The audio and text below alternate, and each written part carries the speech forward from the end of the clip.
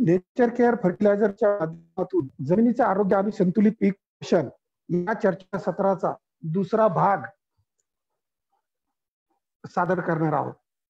आजच्या चर्चासत्रामध्ये आपल्या सर्वांनाच माहित आहे की आपण पीक पोषणाबद्दल माहिती घेणार आहोत. भाग 1 मागच्या रविवारी जो झाला त्यामध्ये सविस्तर असं जमिनीचं आरोग्य, जमिनीचे घटक आणि या जमिनीला सजीव ठेवण्यासाठी आपल्याला जमिनीपासून अधिकाधिक उत्पादन घेण्यासाठी अपेक्षित आणि दर्जेदार उत्पादन घेण्यासाठी काय काय करणे आवश्यक आहे या सगळ्या गोष्टींचा अभ्यास केला. आज आपण ज्या माध्यमातून आपण अन्नद्रव्य घेणार आहोत त्या जमिनीच्या माहिती घेतल्यानंतर त्या अन्नद्रव्यांबद्दल पूर्ण माहिती घेणार आहोत. प्रश्न असा आहे की एकूण अन्नद्रव्य किती लागतात? पिकाचं अन्न काय आहे? तर पिकाचं अन्न म्हणजे जमिनीमध्ये असलेल्या काही मूलद्रव्यांची गरज. जमिनीमध्ये एकूण 80 मूलद्रव्य असू शकतात, 100 असू शकतात. झाडामध्ये देखील वेगवेगळ्या प्रमाणात अधिक किंवा कमी मूलद्रव्य असू शकतात. परंतु अन्नद्रव्य जी आहेत, ज्याला पिकाच्या विकास आणि वाढीसाठी आवश्यक असे संबोधले जाते, ती आहेत 17 अन्नद्रव्य. या 17 अन्नद्रव्यांमध्ये पिकांच्या गरजेनुसार या अन्नद्रव्यांची विभागणी केलेली आहे. जे निसर्गतः अन्नद्रव्य मिळतात ते आहेत कार्बन, हायड्रोजन आणि ऑक्सिजन. म्हणजे हवा आणि पाणी याच्या माध्यमातून कार्बन, हायड्रोजन आणि ऑक्सिजन या अन्नद्रव्यांची गरज भागवली जाते. याची किती गरज आहे किंवा याचं प्रमाण झाडामध्ये किती आहे? तर ते आहे झाडाच्या 94%. राहिलेलं 6% प्रमाण जे आहे ते इतर अन्नद्रव्यांमुळे तयार झालेलं आहे. ते प्रमाण ज्याला आपण मिनरल मॅटर म्हणतो ते प्रमाण म्हणजे नत्र, स्फुरद, पालाश, कॅल्शियम, मॅग्नेशियम, गंधक, बोरॉन, जस्त, लोह, कॉपर, मुलाब, मॅंगनीज आणि क्लोरीन या अन्नद्रव्यांची आपण पिकांच्या गरजेनुसार विभागणी केलेली आहे. सर्वच्या सर्व अन्नद्रव्य ही आवश्यकच आहेत, द्यावंच लागतात. एकही अन्नद्रव्य कमी अधिक असेल तर त्याचा वाईट परिणाम उत्पादनावर आणि उत्पादनाच्या दर्जावर होत असतो. त्यामुळे आपल्याला या सर्व अन्नद्रव्यांची गरज काय आहे, यांची कार्य काय आहेत, यांची कमतरता असेल तर काय होतं, त्या कमतरतेची लक्षणे काय आहेत आणि त्यावर उपाययोजना काय आहेत, हे आजच्या भागामध्ये आपण अभ्यास करणार आहोत. आपल्या समोर जे चित्र आहे त्यामध्ये असं दाखवून दिलेलं आहे की सर्व अन्नद्रव्य ही लागतातच, परंतु प्रत्येक अन्नद्रव्य त्याच्या त्याच्या गुणधर्मानुसार वेगवेगळे आहेत, गरजेनुसार वेगवेगळे आहेत, कार्यानुसार वेगवेगळे आहेत. परंतु आपल्याला त्यांची कार्य समजून घ्यायची आहेत, गरज लक्षात घ्यायची आहे आणि या सर्व अन्नद्रव्यांचा संतुलितपणे झाडांना पुरवठा करायचा आहे, ज्यामुळे आपल्याला अधिकाधिक आणि दर्जेदार उत्पादन मिळेल. आता केवळ काही शेतकऱ्यांच्या मनात प्रश्न येऊ शकतो की 1 किंवा 2 किंवा 3 किंवा 4 एवढ्या 17च्या 17 पैकी 2-4 कमी पडले तर काय फरक? मित्र हो, तसं नाही. एक जरी अन्नद्रव्य कमी असेल तर त्या प्रमाणात उत्पादनामध्ये आणि दर्जामध्ये फरक पडतो. ज्या प्रमाणात ते अन्नद्रव्य कमी आहे त्या प्रमाणात त्या उत्पादनामध्ये घट निर्माण होते. सर्व अन्नद्रव्य हे एकमेकांशी संबंधित आहेत, कारण एका अन्नद्रव्याचा परिणाम दुसऱ्या अन्नद्रव्यावर होतो. एक जर अन्नद्रव्य जास्त झालं तर दुसरं कमी होतं किंवा एक जर अन्नद्रव्य अतिशय जास्त प्रमाणात पुरवठा केला गेला तर दुसऱ्याची उचल किंवा उपसा किंवा शोषण होत नाही. आपल्याला सर्व अन्नद्रव्य ही संतुलित प्रमाणातच द्यावी लागतात. याच्याही पुढे शास्त्र गेलेलं आहे.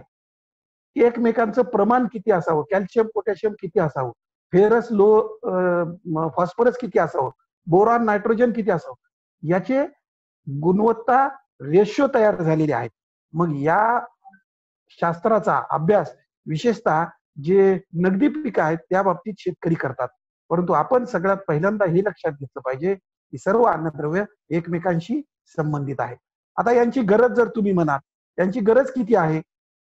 सगळे जरी एकमेकांशी संबंधित आहे तरी यांची गरज कमी अधिक आहे, ज्याच्यामुळे यांना प्रमुख अन्नद्रव्य, दुय्यम अन्नद्रव्य आणि सूक्ष्म अन्नद्रव्य असं म्हणतात. सर्वात जास्त लागणारी अन्नद्रव्य आहेत नत्र, स्फुरद, पालाश आणि गंधक. त्यानंतर कॅल्शियम, मॅग्नेशियम, ज्यांना आपण दुय्यम अन्नद्रव्य म्हणतो. आणि सूक्ष्म अन्नद्रव्य लोह, जस्त, बोरॉन, मॉलिब्डेनम, क्लोरीन, मॅंगनीज आणि निकेल या प्रकारच्या अन्नद्रव्यांना आपण सूक्ष्म अन्नद्रव्य असे म्हणतो. याही पुढे जाऊन शास्त्र असं गेलेलं आहे की काही बेनिफिशियल न्यूट्रिएंट्स फायदेशीर अन्नद्रव्य म्हणून संबोधले जातात. उदाहरणार्थ सिलिकॉन आहे, उदाहरणार्थ व्हॅनिडियम आहे, उदाहरणार्थ कोबाल्ट आहे. या अन्नद्रव्यांचा देखील झाडांवर फायदेशीर परिणाम, गुणवत्तेवर जे उत्पादन आपण घेणार आहोत त्यावर फायदेशीर परिणाम दिसून येत आहे. विशेषतः सिरियल्स किंवा तृणधान्य, भात पीक आहे, ऊस पीक आहे, यामध्ये सिलिकॉनचा रोल हा महत्वपूर्ण ठरत आहे. म्हणून याला आपण फायदेशीर अन्नद्रव्य असे संबोधतो. आज पाहायला गेलं तर वेगवेगळ्या प्रकारच्या जमिनी आपल्याकडे आहेत. आपल्याच एकाच शेतात जर जास्त क्षेत्र असेल तर लक्षात येतं की खोली, रंग, पोत, सेंद्रिय कर्ब यामध्ये फरक जाणून येतो. मग अशा जर फरक आपल्या शेतात असलेल्या जमिनीत आहे तर निश्चितच त्या प्रत्येक जमिनीमध्ये वेगवेगळ्या प्रकारच्या अन्नद्रव्यांच्या कमतरता आपल्याला दिसून येतात आणि या कमतरता सतत वाढत आहेत. वर्षानुवर्षे मागील 2-3 दशकांमध्ये कमतरता इतक्या वाढल्या आहेत की 6 ते 8 अन्नद्रव्यांच्या कमतरता आपल्याला दिसून येतात. म्हणून आपलं महत्वाचं काम म्हणजे जमिनीतील अन्नद्रव्यांचं संवर्धन आणि पुनर्भरण करणे हे आपल्याला आवश्यक आहे. आज तुम्ही पाहायला गेलं तर प्रत्येकाला वाटतं की अन्नद्रव्य जातात कशी. तर तुम्ही पहा समोरच्या चित्रामध्ये दिलंय की सेंद्रिय पदार्थ असू द्या किंवा मातीचा कण असू. मातीचा कण असा आहे की जो आपल्या डोळ्यालाही दिसत नाही इतक्या बारीक कणावर या अभिक्रिया होत असतात. त्या मातीच्या कणावरील किंवा सेंद्रिय पदार्थावरील जे अन्न घटक आहेत, जे मूलद्रव्य आहेत, हे पाण्यामध्ये विद्राव्य स्वरूपात, पाणी कोणतं तर जमिनीत असलेलं पाणी ज्याला आपण सॉइल सोल्युशन म्हणतो, त्यामध्ये उपलब्ध स्वरूपात मिळतात आणि ही उपलब्ध स्वरूपात असलेली अन्नद्रव्य पिकांच्या मुळांमार्फत शोषण केली जातात. आता जर पिकांच्या मुळांमार्फत शोषण केली जातात तर कोणती मुळं आहेत तर तंतुमय मुळे, जी मुळे ज्याला आपण जारवा म्हणतो, ज्याच्या माध्यमातून अन्नद्रव्य आणि पाण्याचं शोषण केलं जातं. ही मुळे जितकी जास्त प्रमाणात तितक्या जास्त प्रमाणात पाणी आणि अन्नद्रव्यांचं शोषण केलं जातं. आज आपण पाहतो की वेगवेगळ्या प्रकारची अन्नद्रव्य पुरवठा करण्यासाठी रासायनिक खतं वापरली जातात. या रासायनिक खतांचा जर विचार केला तर नत्रयुक्त जी खते आहेत त्यांची कार्यक्षमता म्हणजे आपण दिलेलं खत त्याच्या माध्यमातून अन्नद्रव्य जे मिळतात त्याची कार्यक्षमता म्हणजे त्या सॉइल सोल्युशन मध्ये जाणे आणि झाडांमार्फत शोषण होणे ही जर पाहिली तर खूप कमी आहे. म्हणजे 30 ते 50% पर्यंत. चांगल्यातला चांगला शेतकरी असलेला तो 50% पर्यंत घेतो. स्फुरद 25%, पालाशयुक्त खते 60%, गंधकयुक्त खते 10%, सूक्ष्म अन्नद्रव्ययुक्त खते हे 5% पर्यंत. म्हणजे विचार करा आपण खतं टाकत असताना अन्नद्रव्य आपल्याला किती प्रमाणात मिळतात. म्हणून याची जर कार्यक्षमता वाढवायची असेल तर मागच्या वेळेस आपण चर्चा केल्याप्रमाणे 1:2 या प्रमाणात रासायनिक खतासोबत सेंद्रिय खताचा वापर करून आपण जमिनीला किंवा झाडाला हे खतं दिले पाहिजे. तर आणि तर याची कार्यक्षमता वाढून आपल्या उत्पादनामध्ये आपण बचत करू शकतो. त्यानंतर येतो मुद्दा की एखादं अन्नद्रव्य कमी पडलं तर काय होतं 2 अन्नद्रव्य कमी असं होत नाही. एक जरी अन्नद्रव्य कमी पडलं तर त्या प्रमाणात उत्पादनामध्ये आणि मिळणाऱ्या उत्पादनाच्या दर्जामध्ये घट येते. हे 100-150 वर्षापूर्वीच सांगून ठेवलेलं आहे आणि ते आज आपण अनुभवत आहोत. म्हणजे झाडाची जेवढं क्षमता आहे उत्पादन देण्याची तेवढं सुद्धा उत्पादन आपण शेतकरी घेऊ शकत नाही आहोत. याचं कारण म्हणजे आपल्या जमिनीत असलेल्या त्या अन्नद्रव्यांची कमतरता. या कमतरता आपण माती परीक्षण अहवालामध्ये शोधून घेऊ शकतो. रिपोर्टमध्ये लिहिलेले असतात. त्याचा थोडा अभ्यास करणे किंवा यासाठी माती परीक्षण करून घेणे हे सगळ्यात महत्वाचं आहे. कारण एखादा अन्नद्रव्य ज्या प्रमाणात कमी आहे त्या प्रमाणात उत्पादनात घट होते हे आपण पाहिलेलं आहे. आता त्यानंतरचा प्रश्न, एक जरी अन्नद्रव्य कमी असेल तर घट येते असं जर असेल तर पिकाला गरज आहे जमिनीत नाही तर पीक काही सांगणार नाही. अशी काही सर्वच्या सर्व पिकं बोलत नाहीत. परंतु जो शेतकरी नेहमी शेतात जातो, ज्या शेतकऱ्याला अधिकाधिक उत्पादन घ्यायचे, जो शेतकरी शेती व्यवसाय म्हणून करतो त्या शेतकऱ्याला ही सुप्त भूक किंवा हिडन हंगर म्हणजे पिकाला गरज असून ते अन्नद्रव्य जर नाही मिळालं तर उत्पादनात आणि उत्पादनाच्या दर्जामध्ये घट आहे. आज आपण प्रत्येक वेळेस तुम्हाला वाटत असेल की दर्जा शब्द वापरतो. मित्रहो, अधिक उत्पादनापेक्षा चांगलं उत्पादन फार महत्वाचं ठरत आहे. आज आपल्याला बाजारामध्ये जर भाव घ्यायचा असेल तो गुणवत्तापूर्ण पाहिजे. साधं भाजी घ्यायला गेलो तर आपण निवडून भाजी जी घेतो, चांगली चांगली भाजी आपण निवडून घेतो. म्हणजेच काय, आपल्याला दर्जा पाहिजे आहे, गुणवत्ता पाहिजे आहे. सगळ्याच बाबतीत आपण निवड करण्याची जी प्रक्रिया आहे, त्या पद्धतीनेच झाडाला सुद्धा निवडून अन्नद्रव्य घेण्याची क्षमता झाडामध्ये असते. कारण झाडाला जे वेळोवेळी वेगवेगळे अन्नद्रव्य आवश्यक आहेत, ते अन्नद्रव्य वेगवेगळे असतात. म्हणजे उगवताना वेगळे लागतात, काईक वाढ किंवा व्हेजिटेटिव्ह ग्रोथ होताना वेगळे लागतात, फुलं येताना वेगळे लागतात, फुलाचं रूपांतर शेंगा, फळे यामध्ये होण्यासाठी वेगळे लागतात आणि पक्वता येण्यासाठी अन्नद्रव्य वेगळे लागतात. ते आपल्या समोर ठेवले आहेत. या अन्नद्रव्यांची जर गरज वेगवेगळी आहे, तर आपण प्रत्येक वेळेस हे आपण देऊ शकत नाही. प्रत्येक वेळेस दिल्या दिल्या झाडाला लागतील याची शाश्वती नाही. म्हणून आपण अन्नद्रव्य पुरवण्यासाठी जमिनीच्या माध्यमाचा वापर करतो आणि या अन्नद्रव्य पुरवठ्यासाठी वेगवेगळे पर्याय जे आहेत त्यांचा वापर आपण सुरू केलेला आहे आणि तो सुरू करणे आपल्याला आवश्यक आहे. म्हणजे जैविक खते असो, रासायनिक खते असो किंवा सेंद्रिय खते असो. आज जर तुम्ही पाहिलं तर या अन्नद्रव्यांचं महत्व काय आहे, तर थोडक्यात आपण लक्षात घ्या की नायट्रोजन. नायट्रोजन कशासाठी, तर हरितद्रव्य वाढवण्यासाठी. हरितद्रव्यामुळे काय होतं, जास्तीत जास्त प्रकाश संश्लेषण होतं. प्रकाश संश्लेषण म्हणजे अन्न तयार होणे. अन्न तयार झालेलं उत्पादनाच्या रूपात आपल्याला मिळतं. मग जितकं जास्त अन्न तयार होईल तितकं उत्पादन वाढेल. साधं गणित आहे. यासोबतच नायट्रोजनमुळे काय होते, शाखीय वाढ, व्हेजिटेटिव्ह ग्रोथ होण्यासाठी सुरुवात होते. जर हे कमी असेल तर आपण झाड पिवळं पडलेलं पाहतो. आपल्याला अनुभव देखील आहेत की सलग 2-3 दिवस पाऊस पडला, वापसा नसला तर पूर्णच्या पूर्ण पीक पिवळं पडलेलं दिसतं. कारण काय, की त्यावेळेस अन्न आणि पाणी याचं शोषण झाड करत नाही. मग झाड पिवळं पडलं, नायट्रोजन कमी पडलं, वाढ थांबलेली आहे. म्हणून आपण म्हणतो की फूट आणि फळे कमी येतात, मुळांची आणि झाडाची वाढ थांबते आणि झाडाची पानं ही पिवळी पडतात. जवळपास सर्व शेतकऱ्यांना नत्रस पूरक पालाश याबद्दल माहिती आहे. झाडाच्या वरचा भाग जर तयार व्हायचा असेल तर नायट्रोजन महत्वाचं आणि झाडाच्या खालचा भाग तयार व्हायचा असेल तर म्हणजे मुळं तयार व्हायची असेल, जारवा तयार व्हायचा असेल तर स्फुरदाची फार मोठ्या प्रमाणात गरज असते. आपण शिफारशीनुसार विद्यापीठांनी दिलेल्या शिफारशी आहेत, त्याचा नत्रस पूरक पालाश याप्रमाणेच वापर करणे आवश्यक आहे. जे अन्नद्रव्य पिकामध्ये जास्तीत जास्त प्रमाणात वहन होतं, तेच अन्नद्रव्य जमिनीत त्याचं फार कमी वहन होतं. ते चांगलं उदाहरण म्हणजे स्फुरद किंवा फॉस्फरस.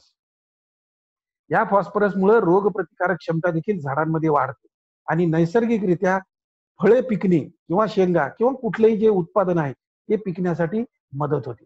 समजा तपकिरी जांभळट रंगाचे ठिपके पडलेले आहेत किंवा पानाची मागची किंवा वरची बाजू त्या रंगाची झाली आहे, तर आपण स्फुरदाची कमतरता झाली आहे असे संबोधतो. जनरली मका पीक, द्राक्ष पीक आणि मोसंबी पीक यामध्ये सर्व अन्नद्रव्यांच्या कमतरता दिसून येतात. भाजीपाला पिकामध्ये फार लवकर दिसून येत नाहीत, कारण यांचे कालावधी कमी आहे. परंतु उत्पादनावर आणि मिळणाऱ्या उत्पादनाच्या दर्जावर त्याचा वाईट परिणाम होतो. म्हणून अन्नद्रव्याच्या कमतरता होऊ देऊ नये ही आपण काळजी घ्यायची आहे. आता पोटॅशियम आहे. झाडाच्या पानामध्ये किंवा झाडाच्या काडीमध्ये, झाडाच्या मुळामध्ये, पूर्ण झाडाच्या अंतर्गत शरीर रचनेमध्ये पाण्याचं नियमन करण्याचं काम या पालाशमुळे होतं. जे पर्णरंध्र आहेत याची उघडझाप करणे, बाष्पीभवन होणे, अन्न आपण फवारणीच्या माध्यमातून दिलेलं अन्न आणि पाणी पानामध्ये समाविष्ट करून घेणे, यासाठी या पालाशची गरज पडते. जे काय अन्न तयार झालेलं आहे त्याचं वहन एका ठिकाणाहून दुसऱ्या ठिकाणी करणे, यामुळे देखील पालाश महत्वाचा आहे. रोग प्रतिकारक क्षमता निर्माण करण्यासाठी देखील पालाश महत्वाचा. खोडाची ताकद वाढते आणि झाड सशक्त बनते. उत्पादनाला रंग येण्यासाठी या पालाशचा फार महत्वाचा सहभाग आहे. म्हणून पोटॅशियम किंवा पालाश याच्या बाबतीत शेतकऱ्यांना माहिती आहे. पण आता नंतरचा भाग जो येतो तो म्हणजे कॅल्शियम. कॅल्शियम काय आहे, तर सेल वॉल तयार करतं, म्हणजे पेशी भित्तिका तयार करतं. पेशी विभाजन आणि पेशी भित्तिका. विभाजन म्हणजे 1चे 2, 2चे 4, 4चे 16, 16चे 32 अशा प्रकारे विभाजन होणे म्हणजे आकार वाढण्यासाठी मदत.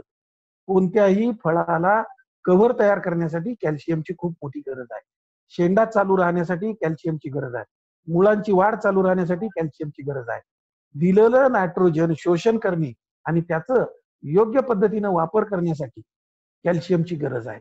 विविध जे आपण ग्रोथ रेग्युलेटर्स वापरतो, मुळात झाडातच हे तयार होत असतात. ते झाडात तयार झालेले ग्रोथ रेग्युलेटर्स किंवा ते तयार होणे यासाठी कॅल्शियमची गरज आहे. दुय्यम अन्नद्रव्य आहे, परंतु आपल्याकडच्या जमिनीत कॅल्शियम आणि मॅग्नेशियम पुरेशा प्रमाणात उपलब्ध असल्यामुळे वापराबाबत आपण दुर्लक्ष करत आहोत. पण ज्याला दर्जेदार आणि अधिक उत्पादन घ्यायचं आहे, त्या शेतकऱ्यांनी कॅल्शियमचा फवारणीच्या माध्यमातून वापर केल्यानंतर आपण अपेक्षित उत्पादन घेऊ शकतो. याची जर कमतरता झाली तर आपल्याला माहित आहे की फुलोरा गळून पडतो, म्हणजे डायरेक्ट आपल्या उत्पादनावर परिणाम होतो. आलेली फळे देखील अवेळी गळून पडतात, म्हणजे पूर्ण वाढ होण्यापूर्वीच जर गळून पडले तर उत्पादनामध्ये घट निर्माण होते. म्हणून या अन्नद्रव्यांचं महत्व आहे. सगळेच अन्नद्रव्य हे उत्पादनाशी निगडीत आहेत. मॅग्नेशियम, हा मॅग्नेशियम म्हणजे हरितद्रव्याचा घटक आहे. हरितद्रव्याचा घटक आहे. या मॅग्नेशियममुळे झाडामध्ये कार्बोहायड्रेट्स तयार होतात, प्रोटीन्स तयार होतात. तयार झाले म्हणजे एका ठिकाणाहून दुसऱ्या ठिकाणी वहन करण्याचं काम देखील. आणि सगळ्यात महत्वाचं जे काम आहे, ज्याला आपण आता म्हणतो की सेंद्रिय कर्ब तयार होणे. वातावरणातील कार्बन डायऑक्साईड आणि प्रकाश हे दोन्ही घेतल्यानंतर त्यापासून ग्लुकोज किंवा शर्करा किंवा इतर पदार्थ तयार होणे, म्हणजे त्या कार्बनचं रूपांतर सेंद्रिय कर्बामध्ये, ऑर्गॅनिक मध्ये करणे, हे काम या मॅग्नेशियममुळे होतं. समजा पानांची गुंडाळी होऊन पानं गळत असतील तर ती मॅग्नेशियमची कमतरता आहे, असं आपण निश्चितपणे समजू शकतो.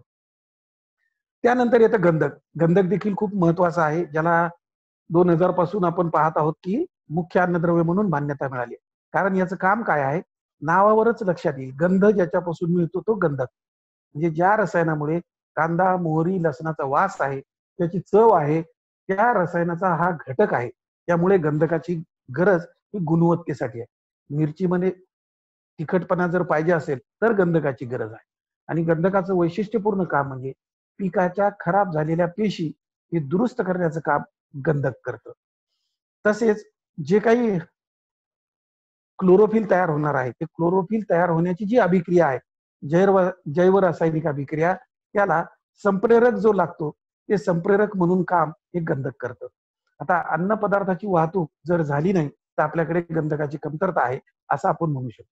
गंधक हा बहुतेक नत्राचं रूपांतर प्रथिनात करणे, म्हणजे प्रोटीन्स मध्ये करण्यासाठी महत्वपूर्ण आहे. ज्या झाडात जास्त प्रमाणात प्रथिन आहे ते झाड रोग प्रतिकारक क्षमता जास्त असणारं असतं. म्हणजे विचार करा गंधक किती महत्वाचा आहे. बुरशीजन्य रोगांवर देखील परिणाम गंधकामुळे होतो. गंधकाचा वापर आपल्याला सर्वांना माहित आहे की आपण पावडरी मिल्ड्यूसाठी देखील गंधकाचा वापर करतो. याचा अर्थ काय, की बुरशीजन्य रोग होऊ नये, प्रोटीन्स तयार व्हावीत, हा त्या पाठीमागचा उद्देश आहे. त्यानंतर सूक्ष्म अन्नद्रव्य, जी की सर्व शेतकऱ्यांना माहित तर नावं झालेली आहेत, पण किती वापरली पाहिजेत आणि त्याचं काम काय आहे याकडे थोडं दुर्लक्ष होतं. जोपर्यंत आपल्याला या अन्नद्रव्यांचं कार्य लक्षात येणार नाही तोपर्यंत वापरण्याबाबत आणि गुणवत्तेबाबत गांभीर्य तयार होणार नाही. आता झाड जिवंत आहे, सजीव आहे, म्हणजे श्वसन करतं. हवा आत घेणे सोडणे, हवेमधलं कार्बन डायऑक्साईड घेणे, ऑक्सिजन सोडणे. आणि आपण काय करतो, आपण ऑक्सिजन घेतो आणि कार्बन डायऑक्साईड सोडतो. ही जी प्रक्रिया घडून येते ती प्रक्रिया ही लोहामुळे घडवून येत असते. आता लोह म्हणजे लोखंड म्हणजे पोलाद, सक्षमता आणणे, हे जर काम असेल, लोखंड स्वतःच मजबूत आहे, तर झाडामध्ये मजबूती आणणे, रोगप्रतिकारक क्षमता निर्माण करणे, यासाठी या लोहाची गरज आहे. आणि याचा वापर आपण प्रत्येक शेतकऱ्याने करणे भाग असं झालेलं आहे की जवळपास 50% शेतकऱ्यांकडे या लोहाची कमतरता आहे. आज आपल्या जमिनीत 4 ते 6 अन्नद्रव्य जे कमी आहेत त्याच्यामध्ये लोह या अन्नद्रव्याचा सहभाग आहे. चुनखडीयुक्त जमिनीत कंपल्सरी लोहाची कमतरता आहे. ऊसाचे शेतकरी अनुभव घेऊ शकतात की आपल्याकडे पहिल्या 45 दिवसात ऊसाची पानं जर पांढरी पडत आहेत, पिवळी पडत आहेत, तर ती लोहाची कमतरता आहे. केवढा रोग येणं लोहाची कमतरता आहे. म्हणजे कारणीभूत ठरू शकते लोहाची कमतरता, जर रोग येत असतील तर. त्यामुळे या लोहाची गरज आपल्याला भागवावी लागणार आहे. जास्त जवळपास 72% जमिनीमध्ये जास्ताची कमतरता आहे. जास्त आता परिणाम पहा, की स्टार्च मध्ये रूपांतर नाही झालं, ती साखर पानावर साचते आणि साखर पानावर साचली तर त्यावर बुरशी येते, म्हणजे बुरशीजन्य रोग येतात. आणि बुरशीजन्य जेवढे औषधं तुम्ही पाहता, बुरशीजन्य रोगांना अटकाव करण्यासाठीची औषधं जी पाहता, त्यामध्ये जस्तापासून तयार केलेली देखील औषधं आहेत किंवा त्या अन्नाचा वापर शेतकरी करतात. आता झाडामध्ये सगळ्या मुख्य अन्नद्रव्यांचा, दुय्यम अन्नद्रव्यांचा चांगल्या पद्धतीने वापर घडवून आणण्याचं काम हे जस्त येतं. आपण लक्षात घेऊ शकता की पेराची लांबी, ऊसाचे जे शेतकरी आहेत त्यांना लक्षात येईल, आखूड जर पेरे पडत असतील जस्ताची कमतरता आहे. आणि विशेषतः जे जमिनीत 6 अन्नद्रव्य कमी आहेत, त्यामध्ये सूक्ष्म अन्नद्रव्यामधला दुसरं अन्नद्रव्य जे आहे ते लोहासोबत जस्त कमी आहे. म्हणून प्रत्येक शेतकऱ्याला, विशेषतः प्रत्येक जमिनीत, प्रत्येक हवामानात, प्रत्येक पिकासाठी या जस्ताचा वापर महत्वपूर्ण ठरत आहे. आणि गुणवत्ता पिकाची जर पाहिजे तर जस्त हे पिकामध्ये ग्रोथ रेग्युलेटर्स किंवा संजीवक तयार करण्यासाठी मदत करतं. इंडोल ऍसिटिक ऍसिड तयार झाल्यानंतर ती वाढ तयार करणे. नाही तर शेतकरी आज एक ना अनेक संजीवक वापरून झाडाची वाढ थांबवणे, झाडाची वाढ करणे अशा प्रकारचे प्रयोग करत आहेत. फळं पक्व होणे, फळं लवकर येणे, फळं गळून न पडणे, हे सर्व आपोआप झाड करू शकतं जर झाडाला सूक्ष्म अन्नद्रव्य पोटातूनच म्हणजे जमिनीतूनच दिल्या गेली असतील तर, किंवा पर्याय म्हणून जमिनीतून देऊन देखील काही गुणधर्मामुळे जर उपलब्ध होत नसतील तर फवारणीच्या माध्यमातून या अन्नद्रव्यांचा वापर आपल्याला करावा लागत आहे. आता नंतरचं सूक्ष्म अन्नद्रव्य आहे मॅंगनीज, एन. मॅग्नेशियम दुय्यम आहे ते वेगळं आहे, मॅंगनीज वेगळा आहे. आता ह्या मॅंगनीज जीवाणूजन्य जेवढे रोग आहेत त्याला अटकाव करण्यासाठी, त्यामुळे जेवढे काही जीवाणूजन्य रोग आहेत हे थांबवले जातात जर मॅंगनीज योग्य प्रमाणात तुम्ही दिलेलं असेल तर.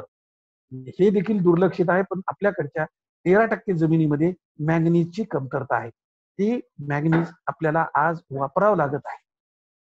नायट्रोजनचा वापर झाला. तुम्ही पहा रिलेशन कसं आहे, संबंध असा आहे की नायट्रोजन वाढलं की रोगांना आमंत्रण येतं आणि नायट्रोजन कमी झालं तर झाड पिवळे पडतं, परत रोगांना आमंत्रण. म्हणजे योग्य प्रमाणात नायट्रोजन टिकवून ठेवणे हे काम मॅंगनीज मुळे होतं. म्हणून या मॅंगनीजचं महत्व पिकाच्या पोषणामध्ये आवश्यक गरजेचं झालेलं आहे. त्यानंतर येतं तांबे. तांबे हे देखील सूक्ष्म अन्नद्रव्य आहे. आपण पाहतो की तांबे जर नसेल किंवा आता जेवढे बुरशीजन्य रोगावर अटकाव करणारे सुरुवातीपासूनची औषध आहेत ती आहेत कॉपरयुक्त, तांबेयुक्त, म्हणजे ब्ल्यू कॉपर वापरता, तुम्ही कॉपर ऑक्सिक्लोराईड वापरता, तुम्ही कॉपरचा जो वापर आहे तो बोर्डो मिक्सरच्या माध्यमातून देखील करता. हा कॉपर पुनरुत्पादन प्रक्रियेसाठी खूप आवश्यक आहे. पिकामध्ये अजीवनसत्व निर्माण करण्यासाठी आवश्यक. समजा कमी असेल तर करपा येणे, टोके पांढरी पडून गळून पडणे अशा प्रकारची लक्षणं आपल्याला पिकामध्ये दिसतात. टोक जर करपलं, डायबॅक येण्याची, म्हणजे विशेषतः जी लिंबूवर्गीय पिकं आहेत, फळझाडं आहेत, यामध्ये डायबॅक येणे, याचं कारण तांबेची कमतरता. त्या झाडाच्या खोडामधून डिंक बाहेर येणे, तांबेची कमतरता. म्हणून आपल्याला तांबेचा वापर देखील करावा लागत आहे. 3 ते 5% पर्यंत तांबेची कमतरता आपल्याकडच्या जमिनीमध्ये दिसून येत आहे. म्हणून संतुलित पीक पोषणासाठी तांबे हे अन्नद्रव्य, सूक्ष्म अन्नद्रव्य देखील महत्वाचं आहे. त्यानंतर येतो बोरान, म्हणजे ज्या 6 अन्नद्रव्यांच्या कमतरता आपण म्हणतो त्याच्यातलं हे तिसरं अन्नद्रव्य, म्हणजे 50% पर्यंत लोह, 72% पर्यंत जस्त आणि 39% पर्यंत बोरान. हे 3 कंपल्सरी आपल्या प्रत्येकाच्या जमिनीत कमी दिसून येत आहे, कमतरता आहे, उपलब्धता कमी आहे. म्हणून यांचा वापर आपल्याला करावा लागत आहे.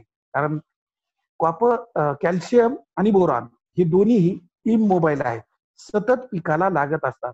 बऱ्याचदा आपल्याकडच्या पाण्याच्या माध्यमातून देखील अनपेक्षितरित्या, अप्रत्यक्षरित्या झाडांना पुरवठा होत असतो.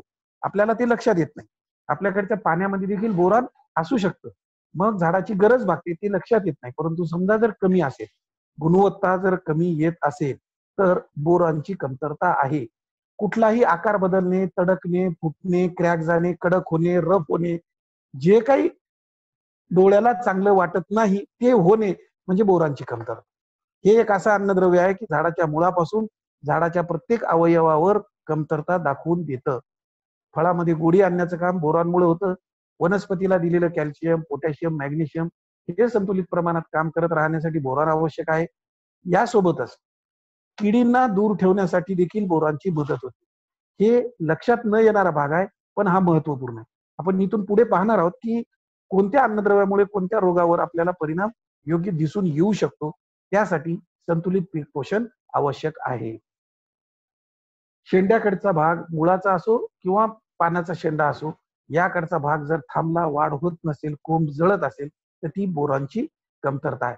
म्हणून विशेषतः सूक्ष्म अन्नद्रव्यांचा वापर करताना जस्त, लोह आणि बोरॉन हे प्रत्येक शेतकऱ्याला प्रत्येक पिकासाठी प्रत्येक हवामानात सांगितली जातात. आणि जे शेतकरी यांचा वापर करतात त्यांच्याकडे अपेक्षित आणि दर्जेदार उत्पादन हे होत.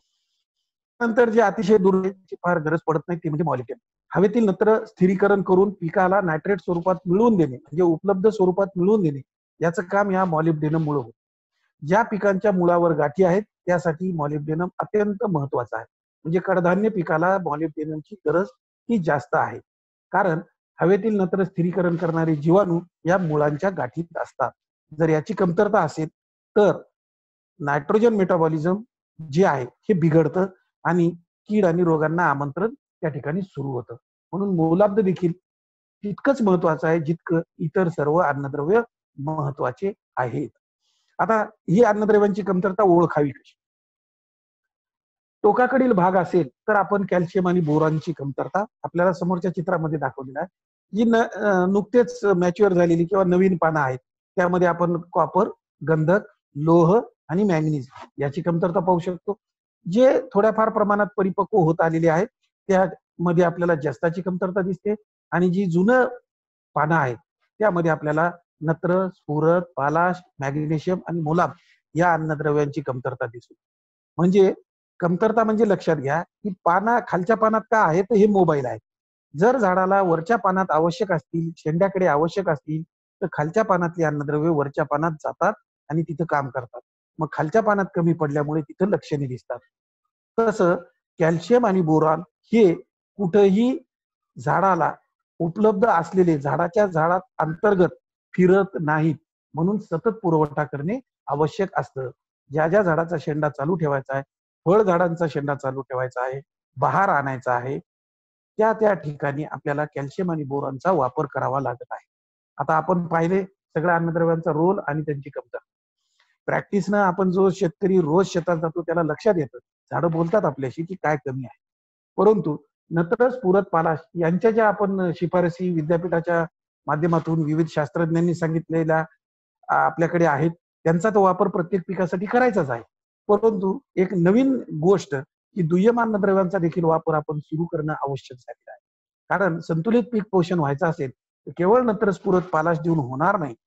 त्यासोबतच माती परीक्षण अहवाल जर असेल आणि त्यामध्ये जी अन्नद्रव्य कमी आहे त्या अन्नद्रव्याचा वेगवेगळा स्रोत वापरून आपण अन्नद्रव्य पुरवठा करणे भाग आहे. याला दुसरा पर्याय नाही. म्हणून जर काही वापरायचे असतील दुय्यम अन्नद्रव्यामध्ये तर सगळ्यात स्वस्त आणि चांगले असणारी जे स्रोत आहेत त्यांचा वापर आपण करावा. उदाहरणार्थ कॅल्शियम मिळण्यासाठी जिप्समचा वापर करा. कॅल्शियम सोबतच फॉस्फरस आणि जिप्सम, फॉस्फरस आणि गंधक हे दोन्ही देखील जिप्समच्या माध्यमातून मिळू शकते. दुसरं दुय्यम अन्नद्रव्यासाठी मॅग्नेशियम सल्फेटचा वापर करावा. म्हणजे 25 किलो प्रति हेक्टर या प्रमाणात जर केला आणि जिप्सम 200 किलोग्राम प्रति हेक्टर या प्रमाणात वापर करावा. सर्व पिकांसाठी सर्व जमिनीसाठी. ज्या चुनखडीयुक्त जमिनी आहेत तिथं जिप्सम वापरू नये. तिथं वापरायची गरज नाही. तिथं फक्त गंधकाचा वापर करावा आणि तो गंधक आहे 25 किलोग्राम प्रति हेक्टर या प्रमाणात. म्हणजे दुय्यम अन्नद्रव्य आपण पिकाला देणार आहोत आणि मातीतून जी उपसा झालेला आहे त्याचं रिस्टोरेशन किंवा पुनर्भरण आपण करणार आहोत. यानंतर येतं की सूक्ष्म अन्नद्रव्य. आपण पाहिलेलं आहे की विविध जमिनीचे गुणधर्म जे आहेत त्यामध्ये बदल घडून आलेला आहे किंवा बिघडलेले आहेत किंवा संतुलित प्रमाणात नाही. म्हणून मातीमध्ये या सूक्ष्म अन्नद्रव्यांच्या कमतरता दिसून येत आहेत. 1 नाही म्हणून 2, 2 नाही म्हणून 3, 3 नाही म्हणून 4. आज परिस्थिती अशी आहे की 4 ते 6 अन्नद्रव्य आपल्या जमिनीत कमी आहेत. म्हणून पिकाच्या उत्पादकता वाढण्यावर मर्यादा आलेली आहेत. पीक वेळोवेळी वेगवेगळ्या किडींना आणि रोगांना बळी पडत आहे. पिकांची रोग प्रतिकारक क्षमता कमी झालेली आहे. मागच्या 4 महिन्यापासून आपण रोग प्रतिकारक क्षमता कानावर आपल्या रेडिओच्या माध्यमातून, टीव्हीच्या माध्यमातून, आपल्या सहकार्याच्या माध्यमातून, मित्राच्या माध्यमातून पडत आहेत शब्द. याचा अर्थ काय, करोनामध्ये आपली रोगप्रतिकारक क्षमता चांगली असेल तर करोना होणार नाही, हे आपल्या कानावर पडत आहे. तशाच पद्धतीनं जर झाडाची रोगप्रतिकारक क्षमता अन्नद्रव्याच्या माध्यमातून सुधारून टाकली तर निश्चितच झाडावर देखील रोग येणार नाहीत. म्हणून या सूक्ष्म अन्नद्रव्यांची गरज आहे. कारण हे नियामक, वाहक, उत्प्रेरक, सहाय्यक सगळ्याच प्रकारचं जैवरासायनिक प्रक्रिया घडवून आणण्याचं काम सूक्ष्म अन्नद्रव्य करत असतात. म्हणजे संतुलित पीक पोषणासाठी आणि मातीमध्ये ज्यांची कमतरता आहे त्याच्यासाठी मी डोस दिलेला आहे की लोह सल्फेट म्हणजे फेरस सल्फेट 25 किलोग्राम प्रति हेक्टर, झिंक सल्फेट 25 किलोग्राम प्रति हेक्टर, बोरॉन 5 किलोग्राम प्रति हेक्टर, मॅंगनीज सल्फेट 12.5 किलो प्रति हेक्टर, कॉपर सल्फेट 5 किलो प्रति हेक्टर हे कंपल्सरी प्रत्येक शेतकऱ्यांनी वापरायचं आहे. हे वापरल्यानं नुकसान अजिबात होत नाही. अशा स्वरूपात जर स्वतंत्र घेतली तर पैसे देखील जास्त लागत नाहीत. म्हणून पण आपले जेवढे तुम्ही याच्यासाठी पैसे खर्च करणार आहात आणि आपल्याला जे उत्पादन आणि दर्जा मिळणार आहे तो हा खचितच जास्त आहे.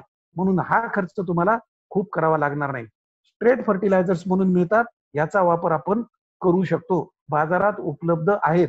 आज असं एकही मार्केट नाही की जिथे हे उपलब्ध नाहीत. त्यामुळे या सूक्ष्म अन्नद्रव्यांचा संतुलित पीक पोषणासाठी वापर करणे आवश्यक. आता बरेच गोष्टी आहेत. शेतकरी काय, शास्त्रज्ञ काय, लोक काय, समाज काय, थोडाफार प्रमाणात सगळ्यांनाच रेडीमेड पाहिजे. रेडीमेड मिळण्यासाठी 2 ग्रेड आहेत, ग्रेड क्रमांक 1 आणि ग्रेड क्रमांक 2. महाराष्ट्र राज्य शासन प्रमाणित ग्रेड क्रमांक 1 मध्ये 5 सूक्ष्म अन्नद्रव्य आहेत जे आपल्या प्रत्येकाच्या जमिनीत प्रत्येक पिकासाठी प्रत्येक हवामानात प्रत्येक हंगामात आवश्यक आहे. त्यांचा वापर आपण करू शकतो. तो किती करायचा, प्रति एकरी 20 किलो लागवड करतानाच द्या. म्हणजे क्षेत्रीय पिकं असतील तर लागवड करताना द्या, फळ पिकं असतील तर तुम्हाला दरवर्षी वापर करावा लागणार आहे. 20 किलो प्रति एकर ग्रेड 1. विविध कंपन्या आहेत ज्या हे उपलब्ध करून देतात. आपला जो चांगला अनुभव आहे ज्या कंपनीचा त्यांचं हे वापरावं. दुसरं तिसरं काही नसून मी अगोदर दिलेलं जे प्रमाण आहे ते फक्त फिजिकल मिक्सचर एकत्रित करून आपल्या समोर दिलेलं आहे. म्हणून दोन्ही पर्याय आहेत, एक तर ते करा किंवा हे करा, दोन्ही करायची गरज नाही. मग दुसरा पर्याय जमिनीच्या माध्यमातून दिलं तुम्ही, पण जमिनीच्या गुणधर्मामुळे काही कारणामुळे उपलब्ध झालं नाही.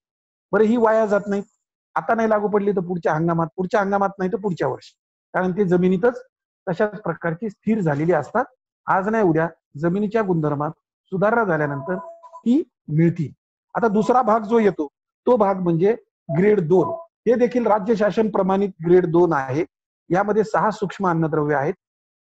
हे कधी वापरायचं, तर आपण वेगवेगळे गरजा सगळ्यांचा अभ्यास करून राज्य शासनाने हे शिफारस केलेली आहे, विद्यापीठांनी शिफारस केली आहे. ग्रेड 2चा वापर प्रत्येक पिकाच्या वाढीच्या संवेदनशील अवस्थेमध्ये फवारणीच्या माध्यमातून करायचा आहे. ज्या शेतकऱ्यांकडे फर्टिगेशन आहे त्या शेतकरी करू शकतात, परंतु फवारणीच्या माध्यमातून याच्यामुळे जास्त उपाययोजना चांगल्या पद्धतीने होऊ शकते. म्हणजे सर्व सूक्ष्म अन्नद्रव्य देण्यासाठी तुम्हाला ग्रेड 1 किंवा ग्रेड 2 याचा तुम्ही वापर करू शकता. आणि ज्या शेतकऱ्यांकडे वेळ आहे, करू शकतात, त्यांनी मागे जे दाखवलं ते सगळे 5ही एकत्र करून 6 एकत्र करून पिकाला देऊ शकतात. त्यानंतर आता आपण पाहिलेलं आहे की या अन्नद्रव्यांचा वापर जो करायचा आहे आपल्याला, तो वापर जो आहे तो योग्य वेळेला केला गेला पाहिजे. योग्य स्त्रोतामधून, जो सोर्स म्हणतो आपण, की जैविक खतं दिली तुम्ही. जैविक खतं म्हणजे काही त्याच्यामध्ये नायट्रोजन, फॉस्फरस किंवा इतर अन्नद्रव्य नाही. ते काय करतात, जैविक खतं जे आहेत ते जमिनीत दिलेलं किंवा जमिनीत असलेलं अन्नद्रव्य जे अनुपलब्ध स्वरूपात आहे ते उपलब्ध स्वरूपात करून देतात. म्हणजे सोर्स महत्वाचा आहे. जैविक खत आहे, सेंद्रिय खत आहे, रासायनिक.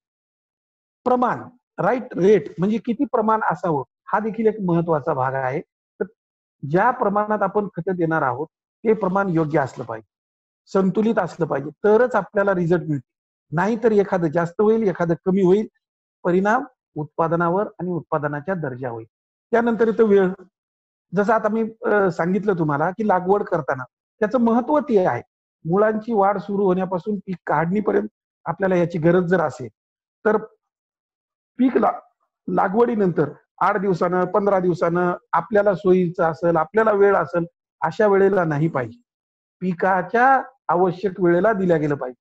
म्हणजे लागवड करताना तुम्ही सुरुवातीलाच पेरणी करताना किंवा लागवड करताना हे दिल्या गेलं पाहिजे. फळझाडांच्या बाबतीत बहार धरताना किंवा रेस्टिंग पिरियड मध्ये हे खत दिल्या गेलं पाहिजे. आणि त्यानंतरचा मुद्दा आहे तो प्लेस. म्हणजे हे खत देत असताना कार्यक्षमता वाढण्यासाठी तसेच जास्तीत जास्त उपयोगिता होण्यासाठी, आपल्याला उत्पादन मिळण्यासाठी आणि दर्जा राहण्यासाठी आपल्याला त्या प्लेसचा फार महत्व आहे. म्हणजे कुठं देतो आपण?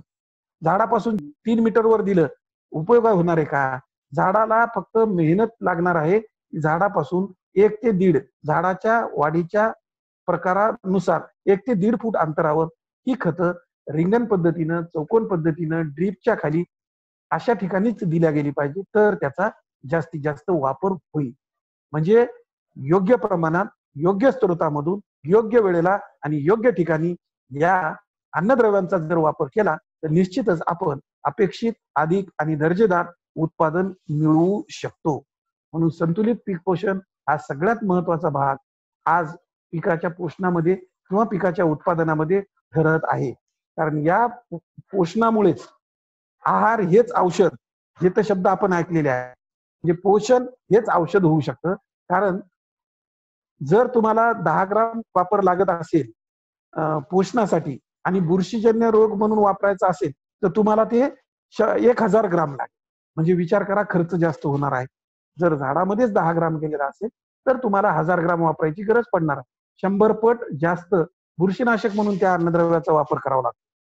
त्यासाठी आपण योग्य प्रमाणात आणि संतुलित प्रमाणात या सगळ्या अन्नद्रव्यांचा पुरवठा आपल्या पिकांना करायचा आहे. म्हणजे आपण अधिक अपेक्षित आणि दर्जेदार उत्पादन जे आपल्याला पाहिजे, जो आपला उद्देश आहे तो साध्य करू शकतो. आणि या बाबतीत अजून एक सांगता येईल की आपला उत्पादन खर्च आपण खूप कमी आणू शकतो. कारण आज औषधावर, मजुरीवर, फवारणीवर वेळ, ऊर्जा, मनुष्यबळ हे सगळं खर्च होत आहे. हे होऊ नये म्हणून आपण संतुलित पीक पोषण करावं अशी मी सर्व शेतकऱ्यांना विनंती करतो आणि इथेच थांबतो. आपण सर्व शेतकऱ्यांनी धीर ठेवून ऐकून घेतलं त्याबद्दल आणि नेचर केअरनं आपल्याशी संवाद साधण्याची संधी दिल्याबद्दल हार्दिक आभार व्यक्त करतो आणि इथेच थांबतो. धन्यवाद.